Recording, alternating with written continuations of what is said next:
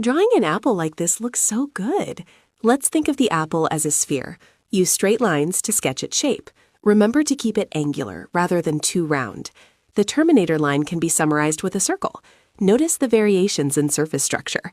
Find the shape of the cast shadow. Next, lightly apply a layer of color to unify the entire shadow side. Here comes the key point. Re-intensify the color of the terminator line. Since it's a round object, the curved surface should be darker in the middle and lighter on the sides. Recessed structure should have darker colors. Then clean up the edges. Gradient from darker at the edges to lighter inwards. Same for the shadow. Darker on the outside, lighter on the inside. The closer to the object, the darker the color, giving it more depth. The color inside the apple's core indentation should be the darkest, fading outwards. This creates a recessed effect. Then darken the shadow area and the cast shadow overall to increase contrast between light and dark. The key is to follow the direction of the shadow's shape and gradually lighten towards the bright side. Transition the colors. This will make it look extra smooth and round.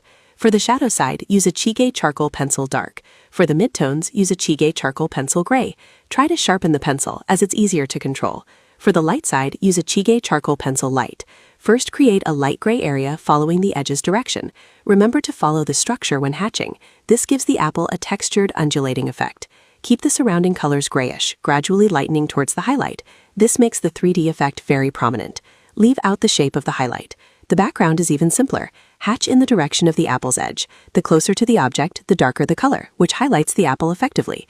For the background, I use a Chige charcoal pencil gray. The color should be darker than the light side, but lighter than the shadow side.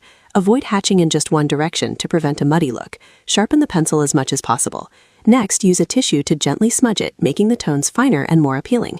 Finally, use the pencil to redefine the details. Make sure to start with the dark colors to ensure more natural transitions between planes. Simply put, create transitions between the planes.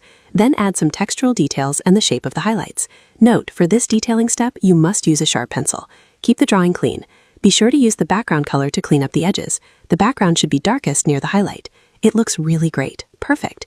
If you want to learn drawing, look for the sketch expert, Joe Wong Chow.